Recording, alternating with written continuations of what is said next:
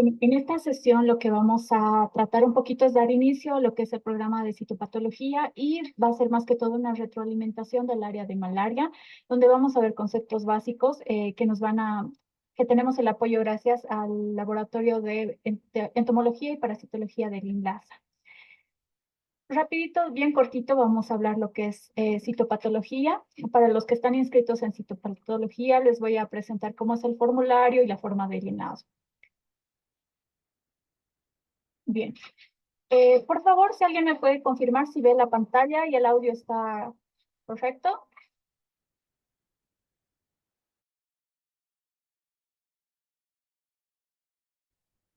Sí, se ve y se escucha. Bueno, gracias. Bien, en el área de citopatología, ustedes saben que son imágenes escaneadas de extendido sanguíneo de células de cuello uterino, perdón, es extendido de células del cuello uterino. Entonces, este es el formulario que va a ser enviado. Hay una primera parte que es la del instructivo, donde ustedes van a tener como un pantallazo de lo que está en el instructivo, excluyendo la parte del cronograma. Entonces, todo lo demás es cómo ustedes tienen que seguir paso a paso para el procesamiento de muestras. También hemos puesto esta parte que son las opciones disponibles en la lista desplegable. ¿Esto para qué? Para que se pueda ver en completo las opciones que se tienen dentro de este programa y las cuales ustedes pueden elegir dependiendo de las células que ustedes observen en el extendido digitalizado. ¿Ya? Entonces, bueno, acá están todas las posibles opciones que se encuentran en el formulario para que ustedes puedan escoger y ver, bueno, y analizar de una forma más fluida, por así decirlo, las opciones que tenemos y la hoja de resultados. Acá es donde se tiene que reportar como tal, ¿no? Entonces tengo que llenar los datos del laboratorio, el código, el departamento y la fecha en que estoy enviando el resultado. Y bueno, acá ustedes escogen, y según lo que hayan visto en las imágenes, eh, la opción que ustedes deseen, ¿no? Como les decía, las opciones que nosotros tenemos acá muchas veces no se pueden leer por completo, pero están desarrolladas en esta parte, ¿no? Y si la quieren ver o la quieren observar, ustedes escogen y acá en la parte eh, donde donde se pueden ver las fórmulas, se puede ver en extenso. Algo que quiero resaltar es que por favor tengan mucho cuidado en cuanto a la codificación de las imágenes. Las imágenes están codificadas por carpetas siguiendo esta codificación. 2024 es el año en el que estamos, 01 es el ciclo y el siguiente 01 es la muestra. Entonces son 3 muestras, por eso están codificadas de esta manera y tienen que seguir este orden para el reporte. En caso de que exista alguna confusión, nosotros como INLASA no podemos modificar los resultados o reordenarlos si fuera necesario, ¿no? Voy a dar la palabra también al ingeniero Jorge Aruquipa, que es el que está encargado del escaneo de las imágenes, para que les explique de forma rápida cómo es el manejo del software y qué es lo que tienen que hacer para el procesado de las muestras. Muy buenas tardes. Voy a empezar a compartir pantalla.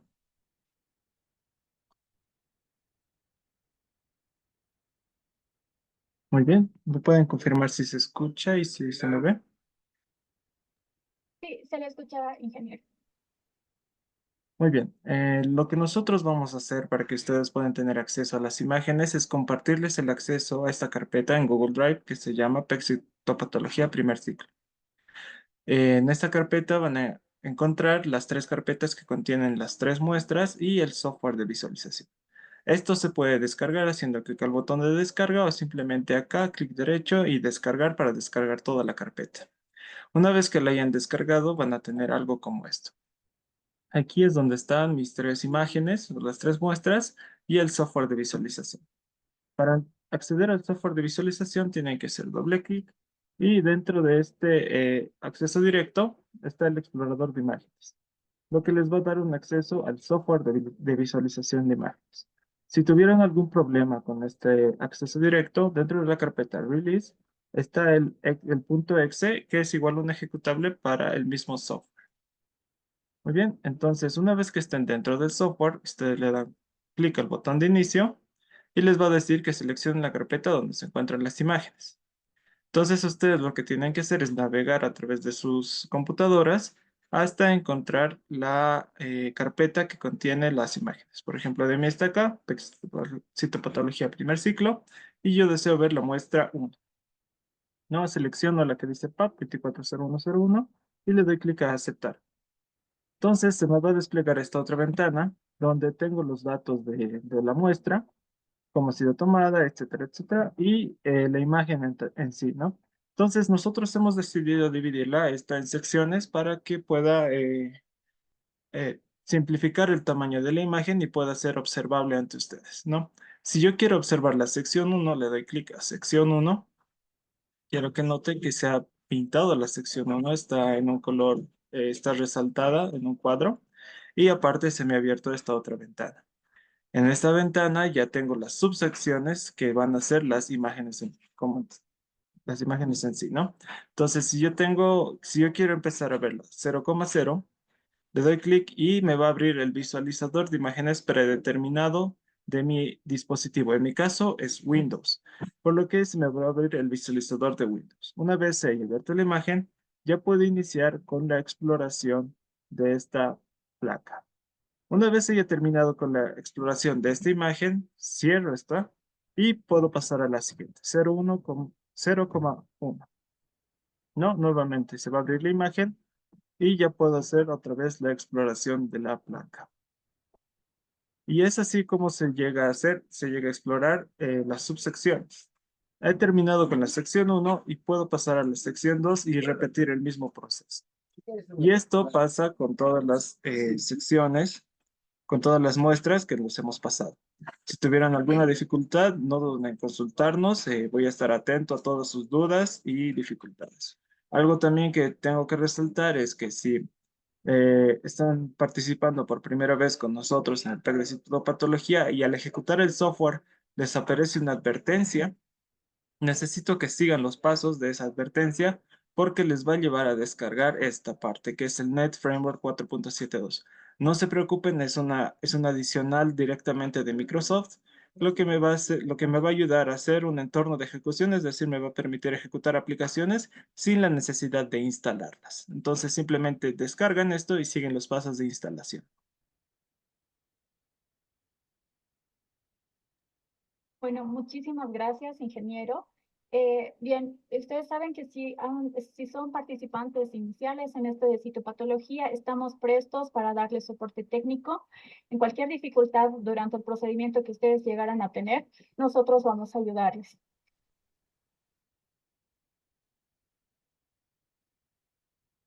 Mil disculpas. Bien, bueno, vamos a continuar con lo que es malaria. Ahora sí vamos a tener la reunión de retroalimentación. Antes voy a permitirme compartirles el formulario de malaria.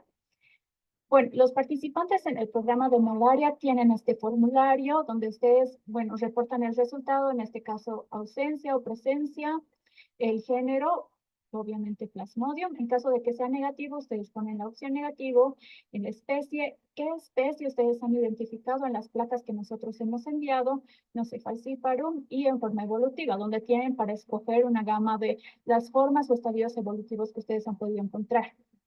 Estas reuniones de retroalimentación han iniciado porque nosotros estamos viendo como que varios ponen el que tiene tres, ¿no? Entonces muchas veces lo ponen porque igual se va a calificar como el 100%, digamos.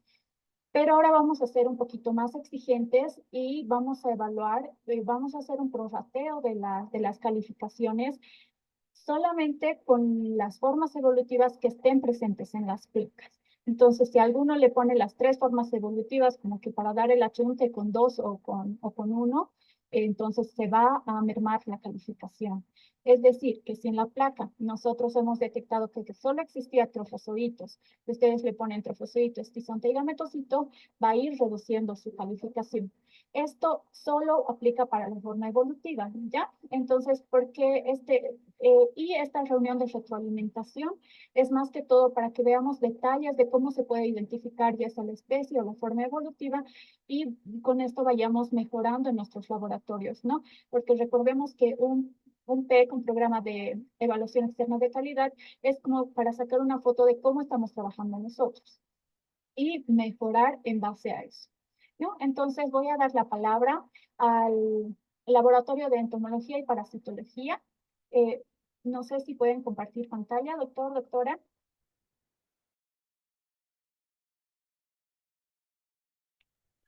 Muy Ok. buenas tardes. Gracias, doctora Alicia.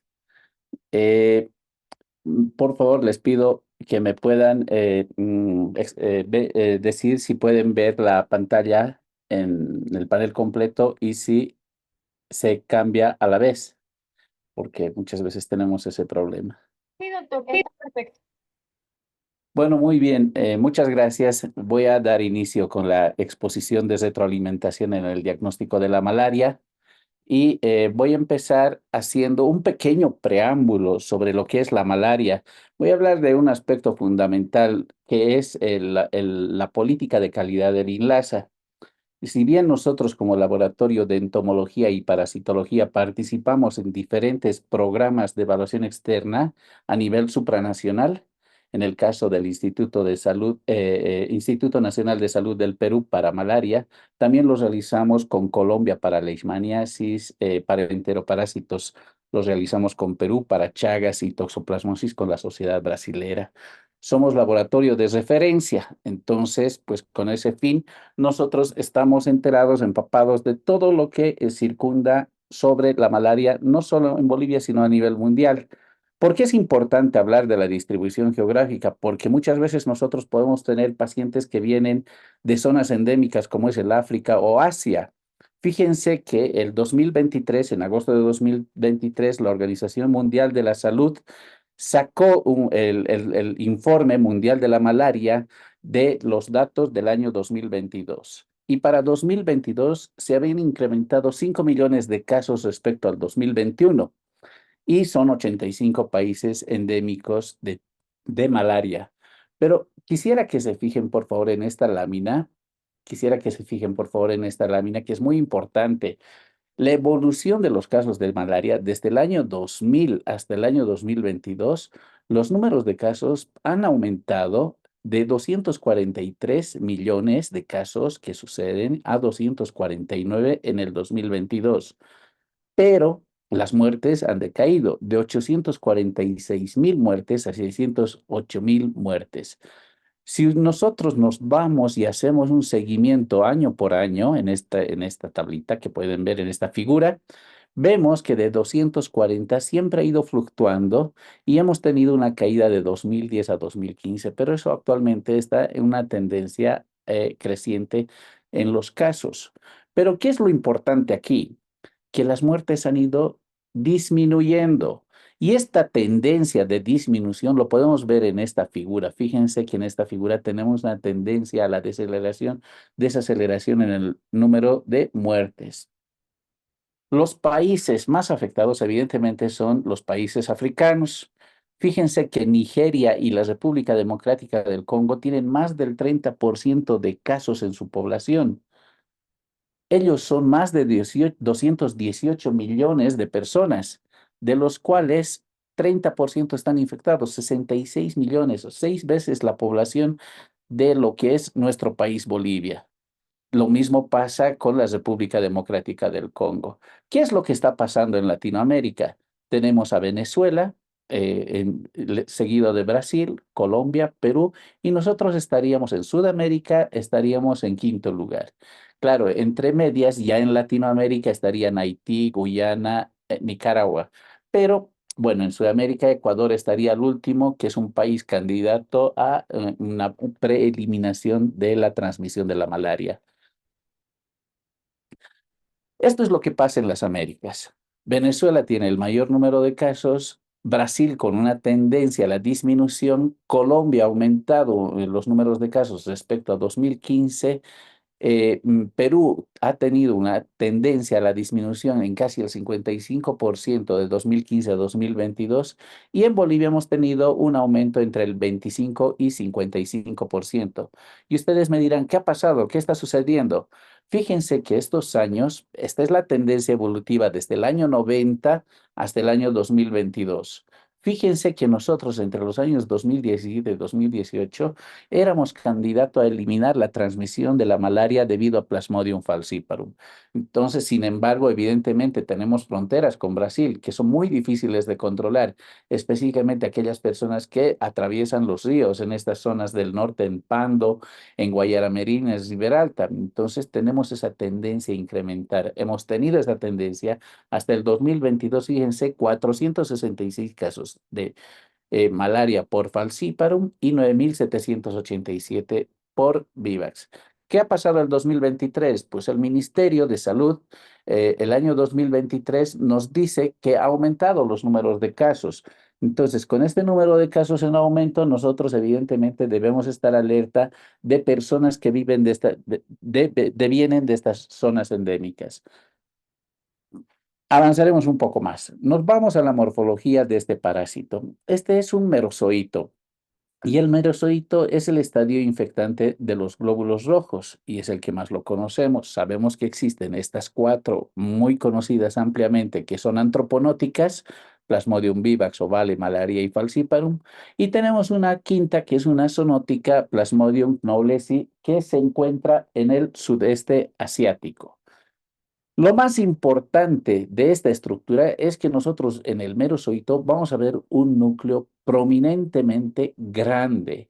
¿Y qué es la segunda parte importante de este merozoito? Que tenemos el cono apical, donde vamos a encontrar los anillos apicales y los micronemas y las rópteas, que van a estar encargadas de de darle la capacidad infectante a este parásito. Conocido estos aspectos básicos de la morfología, vayamos a ver qué estadios tenemos en Plasmodium. Vamos a tener dentro del vector al ooquiste, al esporozoito, el ooquineto, el merozoito. El merozoito ya lo vamos a tener dentro del hospedador vertebrado, que somos nosotros. Y tanto en Plasmodium falciparum como en Plasmodium vivax, vamos a necesitar aproximadamente 2 días para desarrollar tanto los estadios sexuados de gametocitos en falciparum, sexuados de gametocitos en vivax, como aquellos esquizontes que van a liberar a estos merozoitos, los merozoitos libres que los podemos ver en esta zona. A medida que va transcurriendo las horas, nosotros vamos a ver cambios morfológicos desde trofozoitos, simples trofozoitos, y estos trofozoitos, a medida que van avanzando, van a empezar a presentar granulaciones. En Plasmodium falciparum sabemos que son las granulaciones de Maurer, y en Plasmodium vivax vamos a tener las granulaciones de Suffner. Son un poquito, fíjense en esta imagen que estoy marcando, son unas granulaciones mucho más finas, pero que además tienen mayor densidad. Estas son menos densas, pero son mucho más gruesas, como ustedes pueden apreciar. Entonces, poco a poco vamos a ir viendo la formación de los esquizontes y por otro lado la formación de los gametocitos. Bien, con esta pequeña aclaración sobre la morfología de este parásito, nosotros actualmente estamos siguiendo las normas y las recomendaciones de la Organización Mundial de la Salud, que nos dice que el reporte de resultados en malaria se debe realizar tanto la identificación morfológica, el estadio, presencia o ausencia, la especie del parásito infectante y la densidad parasitaria de este. Para ello utilizamos esta fórmula, el número de parásitos por 6.000 sobre el número de glóbulos contados. ¿Cuántos glóbulos contamos? Cuando nosotros tenemos, de acuerdo a la norma, cuando nosotros tenemos más de 100 trofozoitos, más de 100 trofozoitos estadios asexuados en falciparum, más de 100 en 200 leucocitos, multiplicamos por 6.000 y ya tenemos la fórmula. En caso de que tengamos menos de 100 estadios sexuados en falciparum, nosotros lo que hacemos es continuar hasta 500. Entonces, esta cifra va a variar y nosotros vamos a poder reportar en densidad. Antiguamente, y yo sé que muchos en esta en esta transmisión muchos tendrán esta fórmula antigua de reporte en cruces, que sí se realizaba hasta el año 2000, 2010, inclusive se seguía realizando, pero actualmente está en desuso y yo les pido por favor a aquellos que estén trabajando con esto, que ya no lo utilicen, nos vayamos a esta fórmula.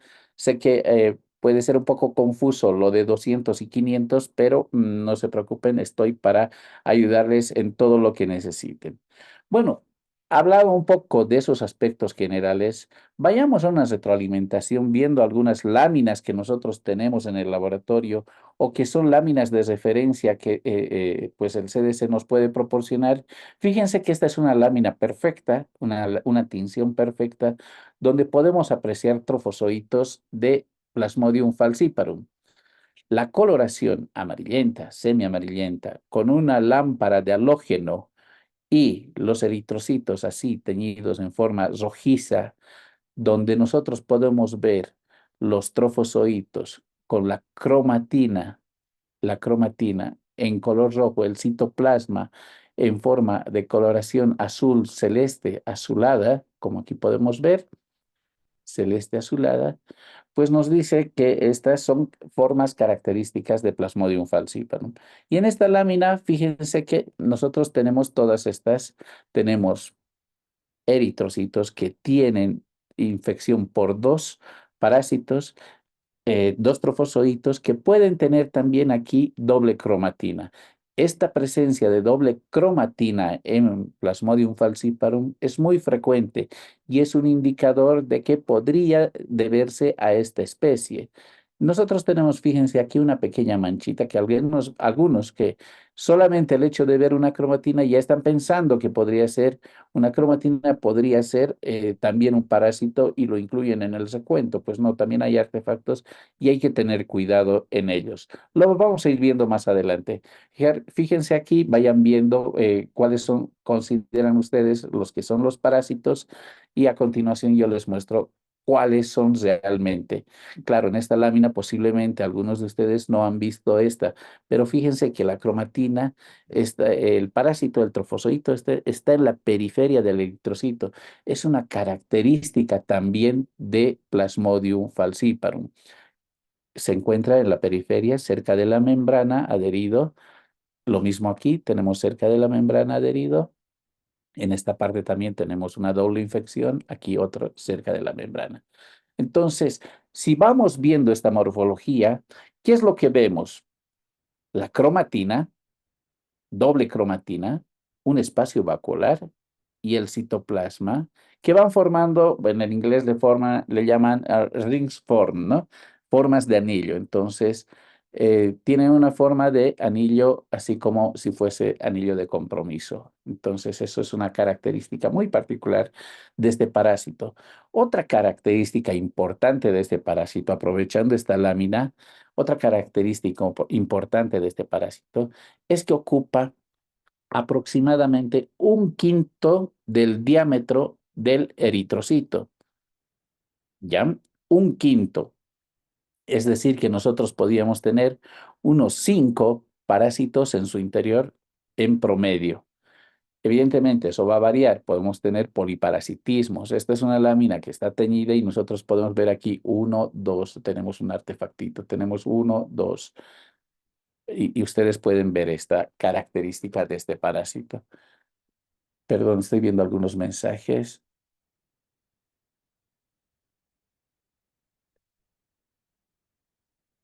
Cualquier cosa me preguntan porque estoy viendo que llegan algunos mensajes, pero luego ahí están los parásitos. Nosotros en esta lámina podemos ver a los eritrocitos también que los bastante teñidos. Esto es una tinción que ya ha excedido en su tiempo y vemos que pues ya han pasado de la coloración rojiza. Tenemos el fondo amarillo con un microscopio de lámpara halógena. No es lo mismo que ver con un microscopio de lámpara LED. Eso ténganlo muy en cuenta, por favor. Pero podemos ver las características de estas formas de anillo, ¿verdad? Las formas de anillo ocupan un quinto.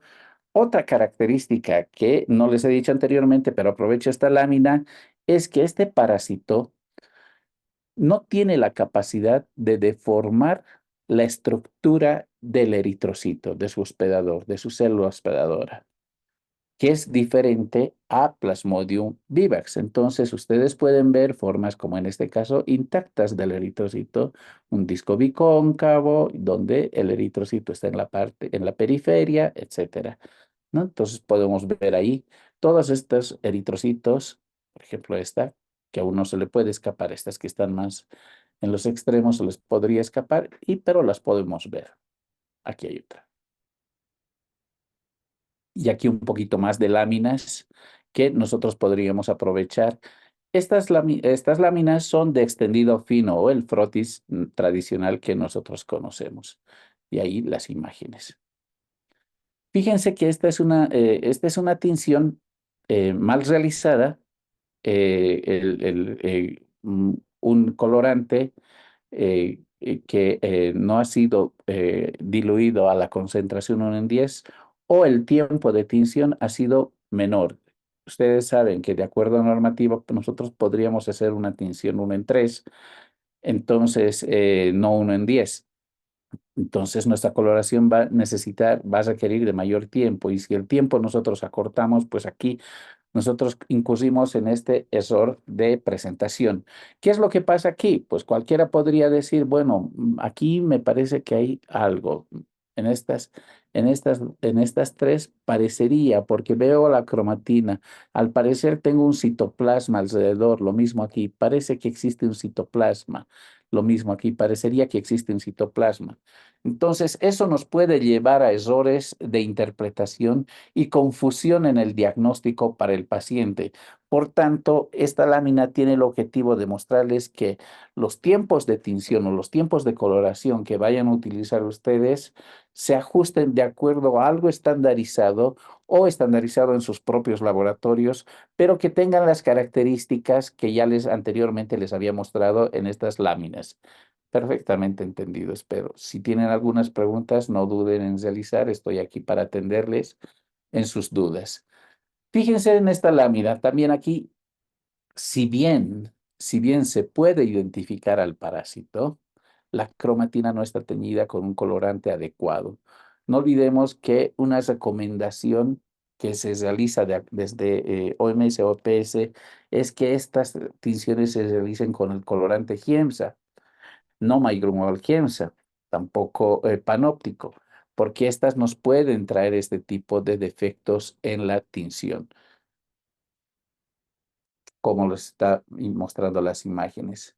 En algunas ocasiones, ustedes van a ver este tipo de trofozoitos.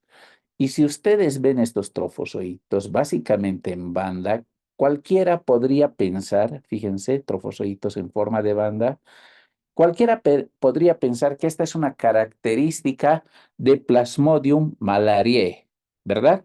Plasmodium malariae, como se diría. Pero no es así. ¿Cuándo ustedes van a ver este tipo de trofozoitos? Cuando el paciente esté súper infectado y se hayan escapado unos cuantos, o como en este caso, esta lámina no es porque el paciente estaba súper infectado, sino esta lámina proviene de un frotis realizado después de 24 horas de permanecer en el laboratorio. Es decir, que lo han dejado la sangre ahí sobre el mesón, me imagino, han realizado el frotis y tiene esta característica el Plasmodium falciparum, los trofozoitos, donde la membrana de este parásito, fíjense, se tiñe de mayor intensidad. La región vacuolar de este parásito es mucho más pequeña y tiene a atender estas formas elongadas, ¿ya? Entonces, esta es una característica, si ustedes en algún momento, en alguna oportunidad, ven esto, o les ocurre de que no han realizado el diagnóstico, les ha llegado la muestra del paciente, pero esta muestra ha sido tomada un día antes y ven estas formas, por favor, consideren que se trata de Plasmodium falciparum y no de Malariae u otro que puedan pensar. Algunos podrían pensar al ver este trofozoito que también podría ser Plasmodium vivax. No es así, es Plasmodium falciparum. más morfología en este sentido. Voy a pasar un poquillo más rápido porque ya los estamos reconociendo, las morfologías.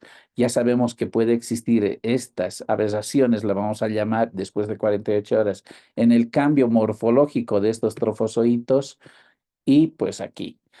Si alguien me puede decir de qué se tratan estas formas que están rodeando aquí, en esta región, de donde se encuentran estos eritrocitos y estos trofozoitos.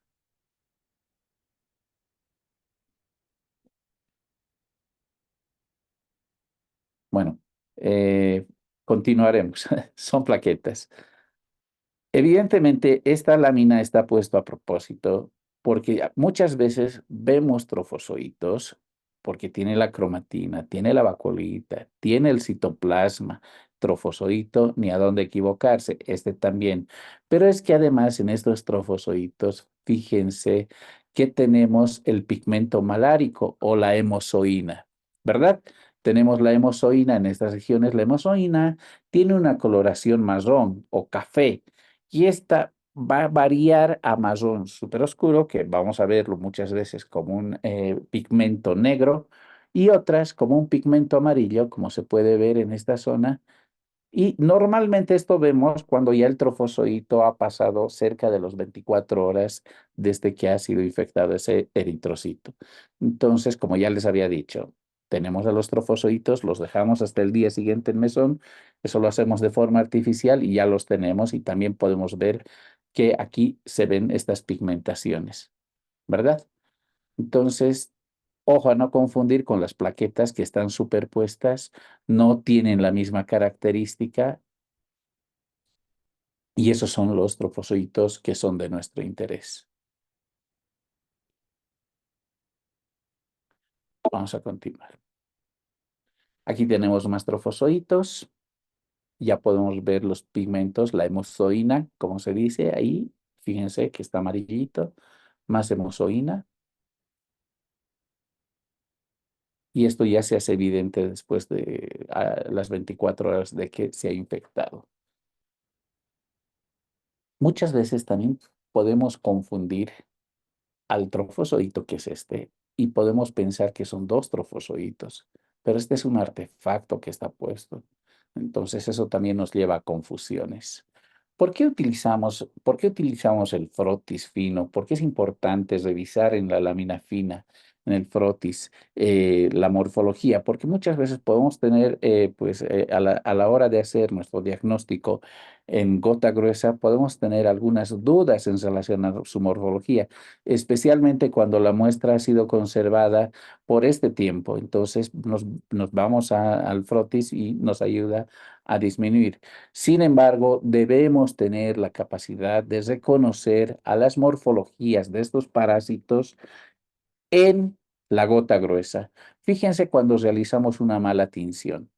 Nosotros aquí podríamos intuir que estas formas son de Plasmodium falciparum, pero en realidad podrían ser artefactos, perdón, podrían ser artefactos. Lo mismo pasa en este caso. Podríamos tener formas que pareciera que están dentro de la célula. No nos olvidemos que Plasmodium es un parásito intracelular, intraeritrocítico. Entonces, fíjense que nosotros podríamos pensar, mira, fíjate que parece que además tienen las granulaciones de Maurer, el eritrocito. Y podríamos pensar que se trata de una infección, pero no, pero son plaquetas. Lo mismo podríamos pensar con artefactos como este, que parecería que es una cromatina, importante la tinción, como les había dicho, y este es su citoplasma, pero no es un artefacto. Entonces, visto estas morfologías, también podemos ver fagocitos, por ejemplo, este es un macrófago, que en su interior se encuentran hemozoínas, los pigmentos maláricos. ¿Cómo es que este macrófago tiene el pigmento malárico? Pueden suceder dos cosas. Uno, que ha fagocitado al eritrocito o al parásito de Plasmodium, u otro, que en la sangre aquellos eritrocitos que han sido lisados, ya sea por una acción de envejecimiento tal y el macrófago por la circulación los ha fagocitado, o los afagocitos. Entonces son los dos mecanismos por los cuales nuestros fagocitos, en el caso de este macrófago, pues pueden tener en su interior estas coloraciones amarillentas, café amarillentas, fagocitadas en su interior. Y aquí vemos también, pues fíjense, está parasitado con dos, uno en el extremo hacia las 9 aproximadamente, 8, y el otro hacia las 3 y 2, con doble cromatina además. Fíjense, la doble cromatina es frecuente en Plasmodium falciparum. Aquí, esta lámina nos sirve para mostrar que este parásito, además, después de las 24 horas, como les había mostrado al inicio de la presentación, también nos presenta granulaciones. Y estas son las granulaciones que no es es de menor densidad que en el caso de Vivax, pero son más gruesas. Son las granulaciones de Maurer. Esta lámina está dedicada para eso. En esta lámina ustedes pueden apreciar muy rara vez en Falciparum, casi nunca. Es muy difícil encontrar esquizontes a no ser que el paciente esté parasitado gravemente. Un 5% o más tendría que tener de infección para que sean visibles los esquizontes. Y cuando los esquizontes revientan a la célula hospedadora, a los eritrocitos, liberan estos merozoitos que nosotros los podemos ver libres aquí, libres, listos para infectar a un nuevo eritrocito. También podemos ver formas así muy raras, muy poco frecuentes. Fíjense que esto prácticamente uno lo confundiría con Plasmodium vivax, pero se corresponde a Plasmodium falciparum. Ustedes me dirán, solo viendo el trofozoito, ¿puedo definir especie? No, es importante buscar los otros estadios parasitarios. Esta mancha, pues algunos pueden decir, esta mancha también es un sedimento, es un artefacto y no jamás lo confundan con un esquizonte, por favor. Pasemos al extendido grueso. Fíjense que aquí cambia la situación de esa morfología tan fina y tan bonita que teníamos. Aquí sí que nos va a servir de mucho la identificación de la cromatina de color rojo, rosado, fucsia, como quieran llamarlo, y un pequeño citoplasma en la periferia. Entonces tenemos la cromatina y tenemos el citoplasma, la cromatina y el citoplasma. Evidentemente, en la gota gruesa esto se amplifica y es un poquito más complicado, pero los podemos ver. Tenemos aquí la doble cromatina y el citoplasma. La cromatina y el citoplasma. La cromatina y el citoplasma en forma de anillo. Entonces, revisando estas láminas, ustedes ya podrían estar dándose cuenta de que es muy importante la tinción. Aquí tenemos otro por aquí, otro por aquí. Aquí tiene la doble cromatina, la segunda no se ve muy bien, pero bueno, en fin, eso es un juego del microscopio. No se olviden que al observar al microscopio, nosotros vemos un plano, fotografiamos un plano, pero tenemos profundidad porque son cuerpos los que están sobre la superficie del portaobjetos o de la lámina, como quieran llamarlo. Entonces, vamos jugando con la lámina para ver un poquito en forma más profunda o más superficial. Aquí tenemos otro parásito, aquí tenemos más parásitos, otro por aquí, otro por aquí. Aquí hay un problema de tinción y esto es importante recalcarlo. ¿Qué ha sucedido aquí? Un problema de hemólisis. Aquí en esta lámina de extendido grueso, el operador no ha hemolizado correctamente la muestra. Si bien nosotros podemos ver a los parásitos con dificultad, estos dos por aquí, nosotros vemos claramente que los eritrocitos se han teñido y se mantienen en su morfología, que no están hemolizados correctamente, como lo vemos en esta otra, ¿verdad? Entonces hay un problema de hemólisis. Claro, esto conlleva que nosotros, pues algunas células que se encuentran en esta forma de bandas, nos podría hacer pensar que esto podría ser un gametocito, pero no, no es así.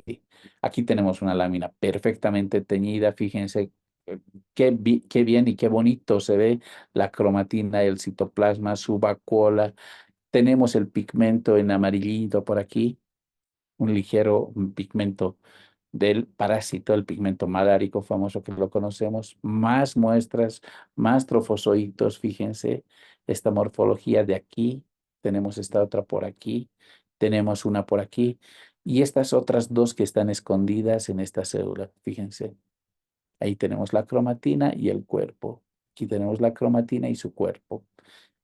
Claro, ustedes me dirán, no se puede distinguir claramente. Ahí jugando con el tornillo micrométrico lo van a identificar.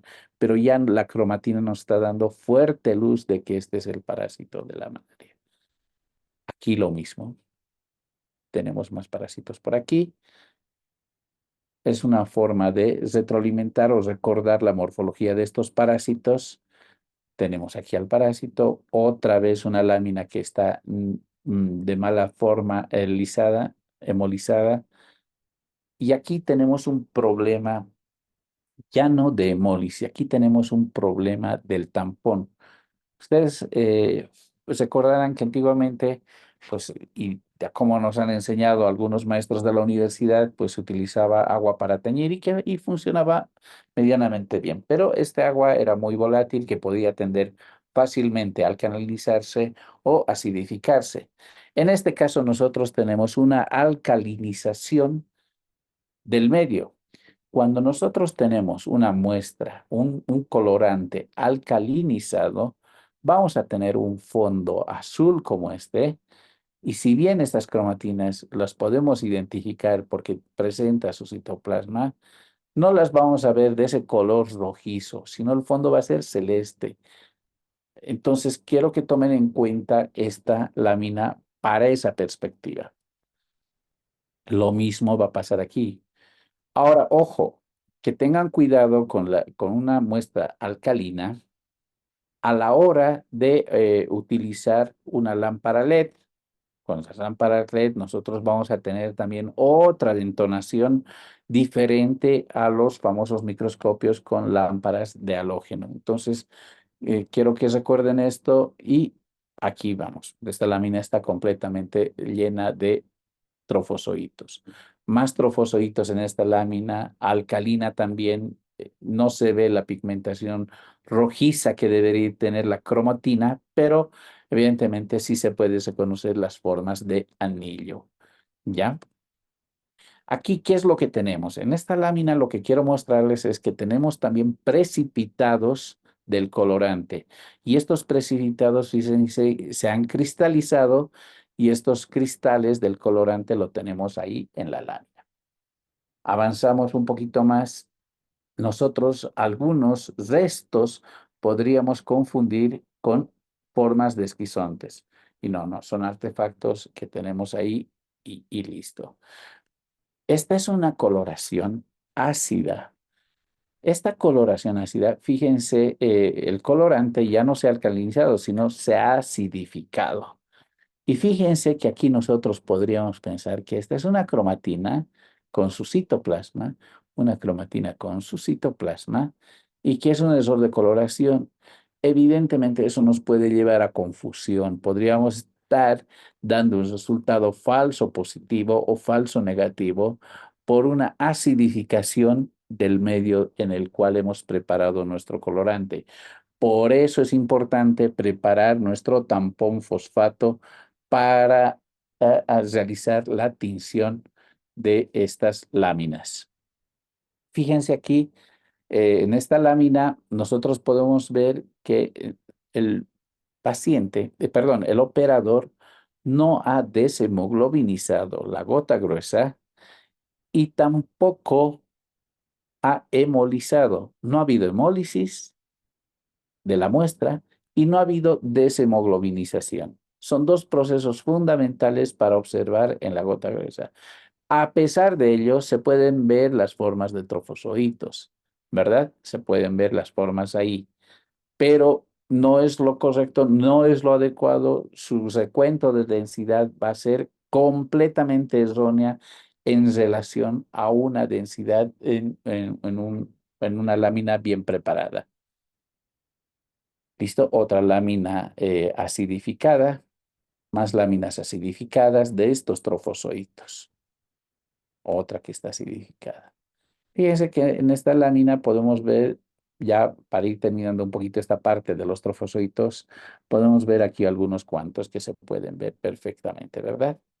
¿Qué es lo que pasa con estas láminas? Pues que estas láminas, el colorante o ya estaba con varios precipitados o el medio que he utilizado pues estaba un poco sucio y por eso tenemos todos estos pequeños artefactos que si bien nosotros podemos reconocer a este trofozoito que se encuentra en esta posición y a este otro, pues algunos nos pueden llevar a confusiones. Entonces, tengan mucho cuidado con eso. Rara vez vamos a encontrar trofozoitos de Plasmodium falciparum en esta forma. De hecho, en mi experiencia, nunca he visto este tipo de trofozoitos en las láminas que me han tenido. Entonces, pero lo traigo a colación para que sepan que en alguna ocasión podrían tener este tipo de formación del trofozoito de Plasmodium falciparum y que es completamente confundible con el trofozoito de Plasmodium vivax. Entonces, lo traigo a colación para que lo vean, para que lo tengan, pero que es muy raro ver esta morfología.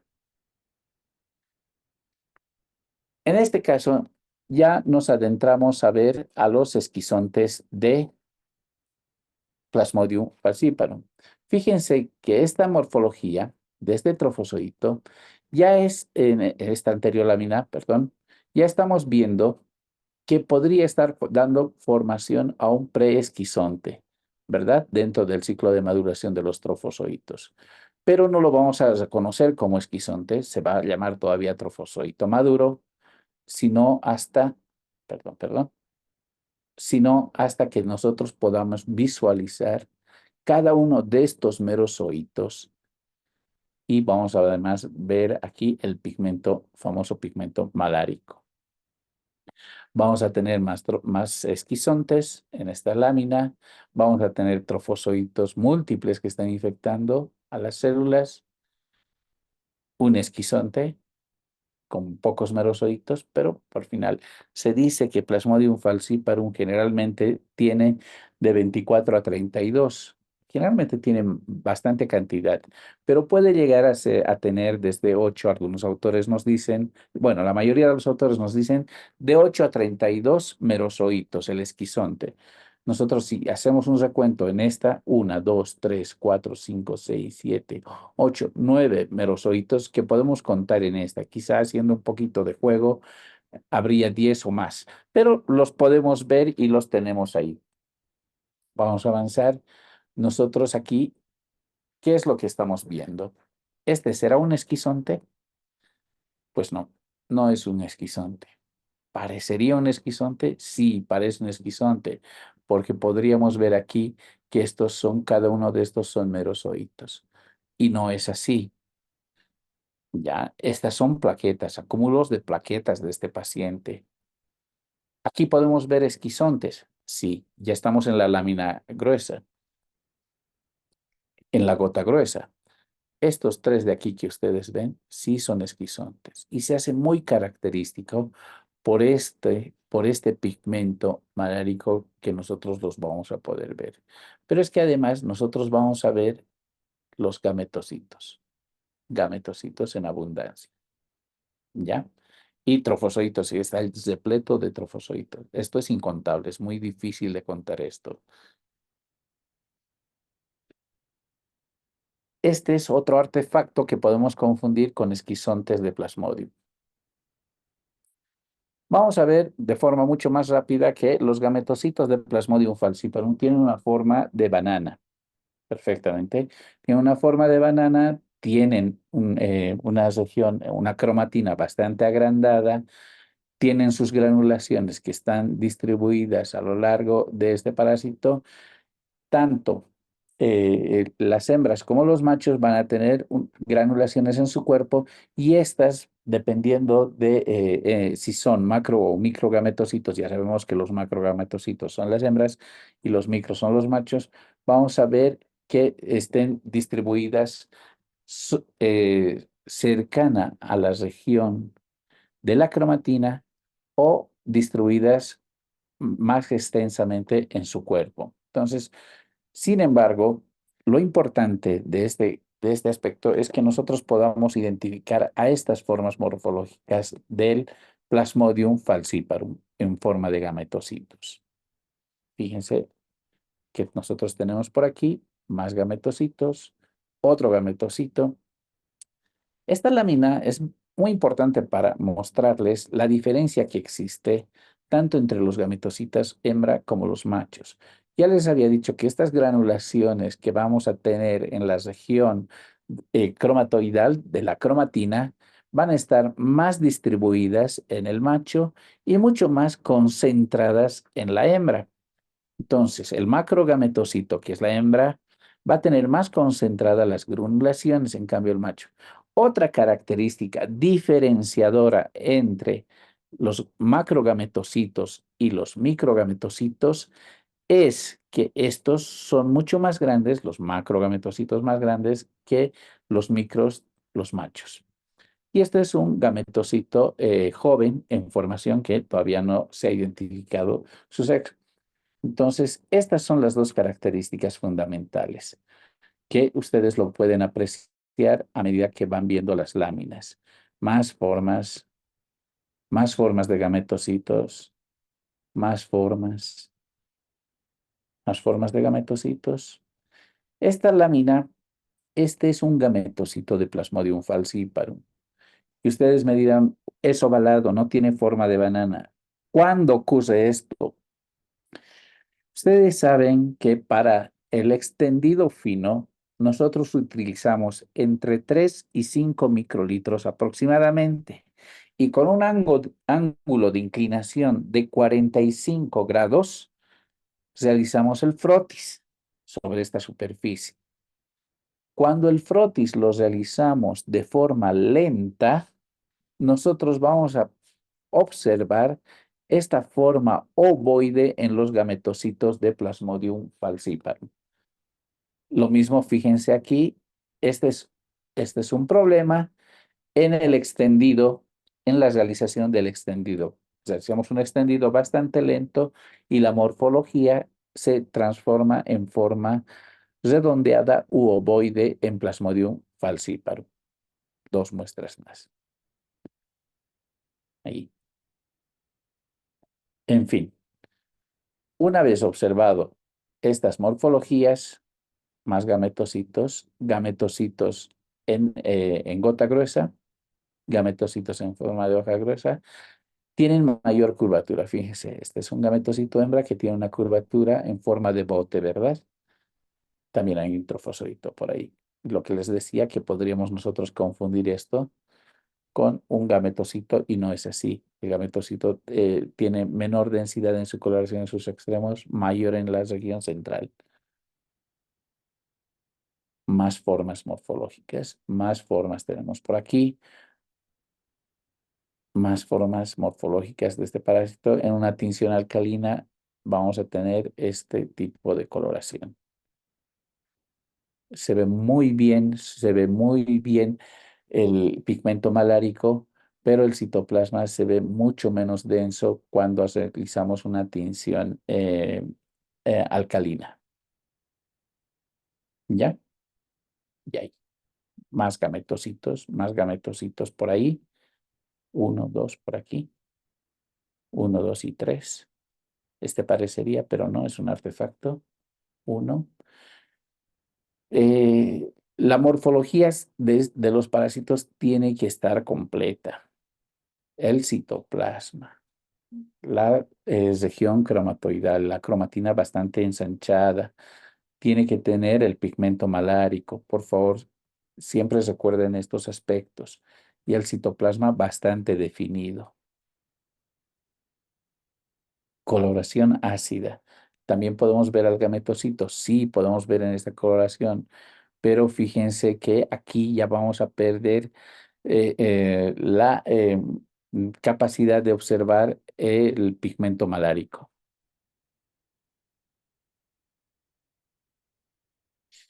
Visto las formas morfológicas de Plasmodium falciparum, ahora quiero mostrarles las formas morfológicas de Plasmodium vivax. Fíjense que los trofozoitos de Plasmodium vivax son mucho más grandes La cromatina es mucho más grande, el cuerpo es mucho más grande, el citoplasma se ve de forma. Estos son trofozoitos jóvenes que tienen menos de 24 horas en sangre y tienen una pequeña característica, que a medida que van creciendo, van a deformar la estructura del glóbulo rojo. A medida que van creciendo, van a deformar la morfología, la morfoestructura del eritrocito, del reticulocito en este caso. ¿Por qué? Porque Plasmodium vivax tiene apetencia de infección por reticulocitos. Entonces, teniendo esa característica de que es mucho más grande, esta va a ocupar de 1/3 a 1/2 el tamaño del eritrocito, del reticulocito, de estos hematíes. A medida que van creciendo, lo que les decía, van a ir deformando la estructura del hematíe. Lo diremos así para no confundirles, del hematíe. Fíjense que aquí está completamente deformado ya. Lo mismo aquí, va deformando la estructura de su célula hospedadora. Aquí podemos ver también que ya se está deformando la morfología de este hematíe. Podemos ver la cromatina, lo mismo que aquí, la cromatina bastante grandecita, el citoplasma disperso. Tiene una forma no regular como lo tenía Plasmodium falciparum. Plasmodium vivax, su morfología es completamente irregular. No vamos a tener una forma definida. Tenemos aquí, no tenemos una forma definida en Plasmodium vivax, sino polimórfico. Es bastante polimórfico. Rara vez vamos a encontrar varios parásitos infectando a una misma célula hospedadora. Muy rara vez, pero sucede. Esto es mucho más frecuente cuando vemos Plasmodium falciparum. Es poco frecuente en Plasmodium vivax, pero sucede. Que ese no sea un indicador de diagnóstico para cada uno de ustedes. Nosotros estamos acostumbrados a ver estas formas irregulares con sus granulaciones de Schuffner que les había adelantado. Tenemos aquí el cuerpo del parásito, el citoplasma, la región vacuolar, la región cromatoidal y todos estos gránulos de Schuffner. Esta es una foto bellísima, bellísima. Da gusto mostrar esta, siempre la traigo a colación cuando puedo. Y ahí tenemos más morfología de estos trofozoitos de este parásito. Fíjense que ahí tenemos el trofozoito deformando la región, la cromatina. Tenemos por aquí un poquito de pigmento malárico o mejor conocido como hemozoína, producto de detoxicación de este parásito. Tenemos ahí 2, tenemos 3 aquí, 4 trofozoitos. Trofozoitos jóvenes, estos anteriores ya son maduros y estos son jóvenes que todavía no han iniciado el proceso de deformación de estos parásitos. Aquí vamos a tener acúmulos de bacterias que nos pueden traer problemas, por eso es importante mantener bien alejado. Si bien nosotros aquí tenemos un trofozoito y otro aquí, este es un gametocito. ¿Qué característica tiene este gametocito a diferencia de los trofozoitos? Tenemos una cromatina en la región cromatoidal, sin embargo, el citoplasma tiene una coloración menos densa que los trofozoitos. Y un extremo va a ocupar casi la totalidad de su célula hospedadora, del hematíe, va a ocupar casi la totalidad y en sus extremos se va a demarcar las granulaciones del citoplasma. Entonces, en su citoplasma central se va a teñir con menor densidad y esta es una característica del gametocito de Plasmodium vivax. Aquí vemos otros trofozoitos, más trofozoitos, 1 y 2, por aquí, 2 trofozoitos, uno que está ahí, otro trofozoito, otro par de trofozoitos, uno por aquí y otro por aquí. trofozoitos que han deformado completamente a su hospedadora, por eso les digo, la morfología es irregular, son polimórficos. Plasmodium vivax es polimórfico, adopta diferente morfología. El del demonio. Esto se llama shiobiki, que significa literalmente pez salado secado al aire. Y es algo súper representativo de la población de Michoacán. Estos pescados colgados por doquier. Y wow, es bien lindo todo este poblado. Miren los cochecitos que hay, ¿no? Así como cochecitos. Alguien nos ha interrumpido, pero bueno, continuemos. Bueno, vamos viendo, nosotros volvemos a centrarnos, estamos con Plasmodium vivax, estamos viendo los trofozoitos en el extendido fino y podemos ver estas morfologías, ¿no? Nosotros vemos esta morfología, estos punteados de Schüffner y ya lo tenemos, la cromatina. Otra por aquí. Ya habíamos visto que en Plasmodium falciparum se podían presentar trofozoitos en forma de banda. Nosotros también podemos ver trofozoitos de Plasmodium vivax en forma de banda, pero se van a diferenciar estos porque no van a tener esa forma de banda tan regular como la vemos en Malariae. Pero evidentemente esto evidentemente no sería un indicativo de diagnóstico, sino simplemente de complemento, de sospecha, para que nosotros busquemos otras formas morfológicas más compatibles con Plasmodium vivax, como es el caso de estas tres láminas. Tenemos aquí, una, dos, aquí ya ha invadido completamente la célula, más trofozoitos por aquí, una, dos, tres, y pasamos a la gota gruesa. Evidentemente, en la gota gruesa es difícil no reconocer estas formas porque son bastante grandes. Van a medir aproximadamente 8 micrómetros, más, menos. Los vamos a tener desde 4 micrómetros y habíamos dicho que puede ocupar un medio del eritrocito, completamente el eritrocito, incluso más grande. Entonces, los vamos a ver casi de 8 micrómetros de diámetro y los podemos ver aquí con su cromatina, su citoplasma y en algunos casos nosotros podemos ver también la hemozoína, como en este caso que se ve por aquí un poco. Para esto es importante tener un buen microscopio, evidentemente. Un buen microscopio con unos buenos objetivos, con un buen lente, que estén en perfectas condiciones de mantenimiento, que no nos permita tener aberraciones fotocromáticas, que sean acromáticos, perdón, y que sean acromáticos planos, que nos permita ubicar todo el campo. Entonces aquí tenemos más trofozoitos de Plasmodium vivax en la gota gruesa.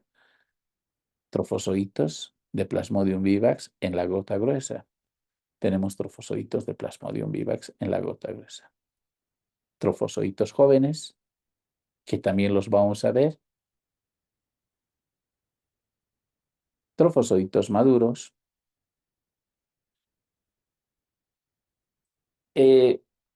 Si nosotros bien conocemos que los trofozoitos pueden llegar a tener dos cromatinas, los trofozoitos de Plasmodium vivax pueden llegar a tener dos cromatinas, los trofozoitos, los esquizontes, a partir de dos o más de Plasmodium vivax, son considerados preesquizontes en formación. Entonces, aquí estamos viendo dos cromatinas de este trofozoito, que puede ser fácilmente confundible con un esquizonte. Es por eso que hay algunos autores que indican que a partir de la tercera cromatina, que a partir de la tercera, nosotros los consideremos como esquizontes. Muchos autores dirán, es simplemente dos. Algunos autores dirán, simplemente con dos ya podemos decir que son esquizontes. Entonces, nosotros, para considerar un esquizonte, debemos tener la formación de al menos más de dos merozoitos en el esquizonte. Como en este caso, una, dos, 3, 4, 5 merozoitos del esquizonte. Aquí ya tenemos muchos más merozoitos del esquizonte. Entonces, por favor, les pido que tengan en consideración este aspecto porque esto conlleva a errores de reconocimiento de este estadio parasitario. Dada su polimorficidad de este parásito, nosotros vamos a tener fácil tendencia a la confusión. Por eso es que estos autores dijeron que 2 no podemos considerarlo como esquizonte, sino mayor a 2, ¿ya? Porque hay trofozoitos que tienen 2 cromatinas. Pero este es considerado un preesquizonte y aquí ya los tenemos a los esquizontes completamente formados. Entonces, si ven 3 o más merozoitos, den por hecho que es un esquizonte. Ahí tenemos otro esquizonte, un trofozoito por ahí, pero un esquizonte al final es lo que nos interesa. Y este es un esquizonte completamente formado. Fíjense cómo vemos, ya les había dicho al principio, en la ultraestructura de este parásito, que este merozoito, el núcleo era bastante grande, ocupaba un medio, por lo menos, del cuerpo del merozoito, y es lo que podemos ver aquí, ocupando un medio del cuerpo en esta parte del merozoito. Este esquizonte, pues, prontamente lisará a su célula hospedadora y estará pronto para infectar más. Aquí tenemos un esquizonte, trofozoitos también, pero el hecho que nos llama a ver esta lámina son los esquizontes. Otro esquizonte. Esquizonte. Este es un gametocito. Ya les había dicho que la densidad del gametocito, la cromatina se ve tenuemente, la densidad del citoplasma se ve claramente diferenciada por una membrana bastante delimitada de este gametocito de Plasmodium vivax. Diferenciar entre macrogametocito y microgametocito es muy difícil. Si alguien lo quiere realizar, lo más seguro es que va a tender a equivocarse. Por tanto, aquí yo prefiero llamarles gametocitos de Plasmodium vivax para no entrar en mayores detalles de error. Aquí vemos otro gametocito por aquí, otro gametocito. Fíjense que la coloración que tiene es muy poco densa. Aquí sí se puede apreciar la cromatina bastante grande, ¿verdad? La región cromatoidal. Esa es una característica que si bien aquí no se puede evidenciar en estas láminas, bueno, en estas sí, pero en algunas de estas no se puede evidenciar, como en este caso, fíjense, parecería que está en toda esta conformación, pero en esta sí que podemos ver que la cromatina es bastante grande. Más gametocitos, este de aquí. También podemos ver estos gametocitos. Otro, este es el más típico, vemos un gametocito en un lado de los extremos, el citoplasma. Dentro del citoplasma nosotros vamos a tener el pigmento malárico. Así nosotros podemos diferenciarlos, estos dos gametocitos, estos dos gametocitos de estos otros dos que son trofozoitos. Estos dos gametocitos que tienen menor tinción que estos trofozoitos que se tiñen más intensamente.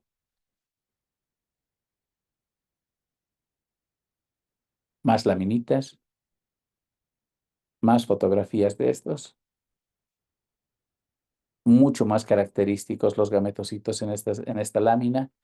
Y eso es lo que he traído para ustedes en esta ocasión. Me hubiese gustado, evidentemente, son cuestiones de tiempo, me hubiese gustado que podamos interaccionar con cada uno de ustedes, pero posiblemente lo podamos hacer más adelante, o si tienen ahora algunas preguntas que yo pueda ayudar a responderles o que yo lo pueda responder, eh, ya depende de ustedes. Estoy a la orden. Muchísimas gracias, doctor. Bueno, si alguien tiene alguna pregunta, puede realizarlo mediante el chat o puede activar el micrófono y hacer las consultas.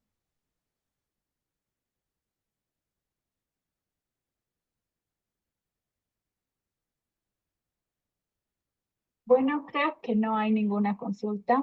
Bueno, recordarles que estas reuniones de retroalimentación vamos a tratar de realizarlo después de cada ciclo de malaria para tocar más a profundidad algunos temas que se vean necesarios durante la evaluación. Y recordarles, ¿no?, que la calificación a partir del ciclo 2 de malaria va a cambiar. Es decir, si ustedes en el estadio evolutivo ponen algo que no concuerde con el patrón del Lhasa, va a ir mermando su calificación. Entonces, tengan mucho cuidado con eso. Vamos a ser muchísimo más estrictos respecto a los reportes que existan en los formularios. Y si me permiten, voy a dar un pequeño ejemplo. Acá. Bueno, ustedes me dicen si se ve la pantalla. Voy a poner de nuevo presentación. Si, por ejemplo, el patrón que emite el Lhasa tiene 3 estadios evolutivos y ustedes concuerdan con eso, el puntaje es de 33 puntos. Sin embargo, si ustedes como laboratorio ponen 2, el resultado va a prorratearse, ¿no? 22. Y si ponen 1, es a 11, ¿no? Entonces, de esa forma ya vamos a ser un poco más estrictos con respecto al puntaje de evaluación para cada muestra en el estadio evolutivo. Estas reuniones nosotros las hacemos justamente para, ya que se vayan familiarizando, para si hay alguna duda, aclararlo en estas reuniones. Y eso sería todo. Entonces, muchísimas gracias, doctor Pablo Bilbao, por acompañarnos en esta reunión y a todos los asistentes. Voy a pedirles también que por favor registren su asistencia en el chat, el nombre y el laboratorio al cual pertenecen para registro de asistencia. Y con esto terminaría esta reunión de retroalimentación. Muchísimas gracias.